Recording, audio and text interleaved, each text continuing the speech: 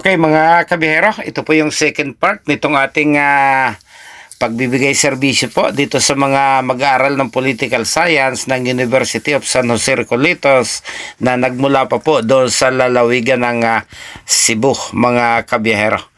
So 10:30 po ng umaga, nakatapos na po tayo dito sa Sandigang Bayan.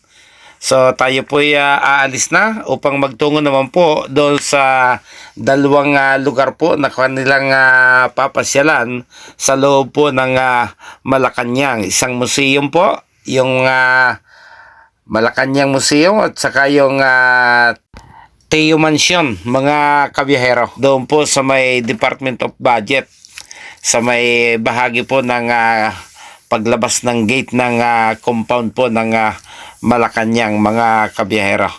So nandito na po tayo sa Commonwealth Avenue, naka-U-turn na po tayo pabalik po doon sa gawi po ng Malacanang mga kabiyahero.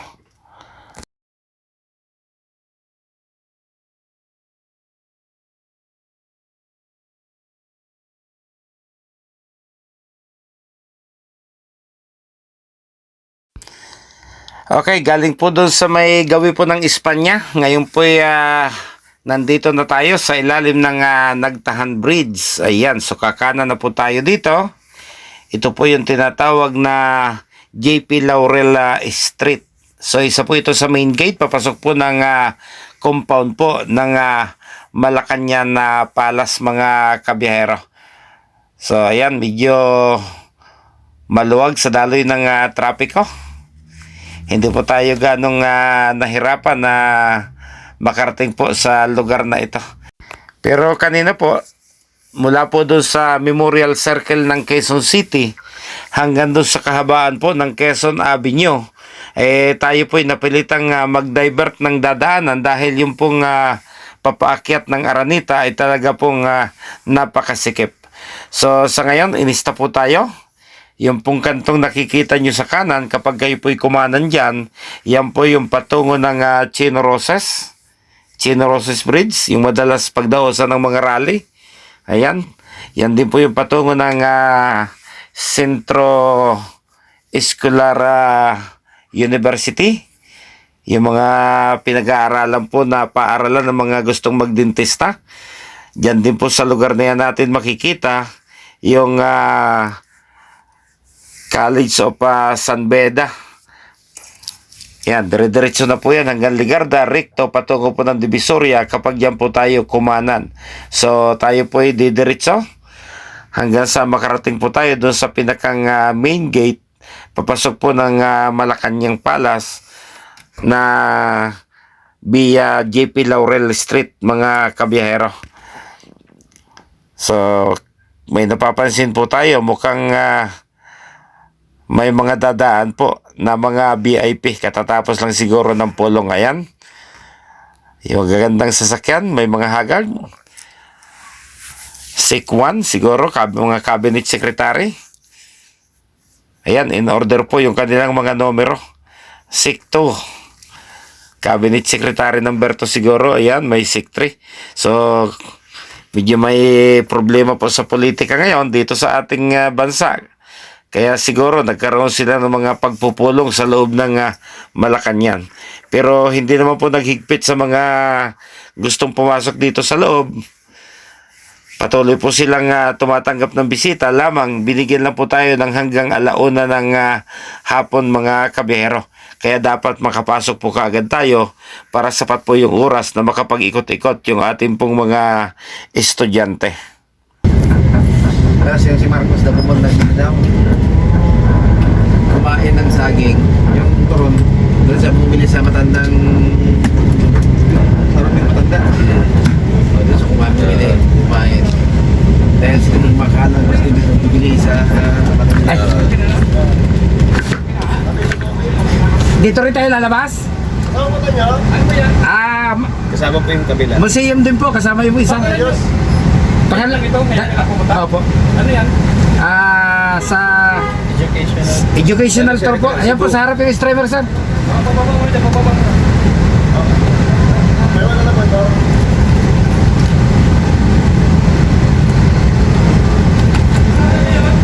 Sabado rin, sir? Apa.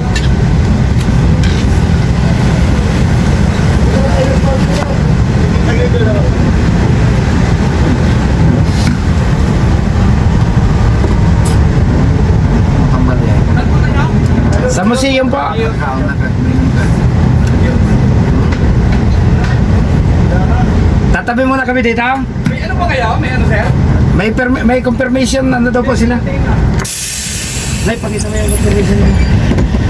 Punta mo na kayong bayog na yan. Marias Mansion daw po. May ano po kayo pa? Tingnan po lang.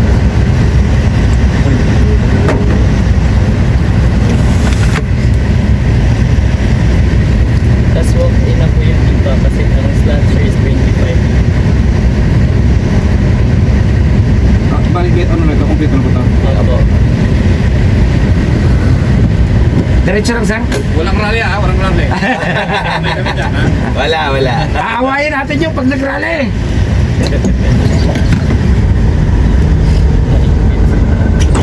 Kaya yung kahapon siguro. Bayog na muna kayo. Dulo, kanan. Tapos pangalawang kaliwa. Pero paalam kayo doon sa barikid.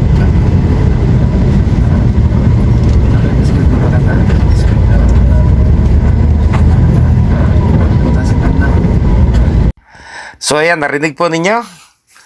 Wala daw rally, walang rally kasi mga estudyante po yung sakay natin. Eh baka nga naman masingitan sila at magsipag-rally pagdating po dito sa gate ng Malacanang.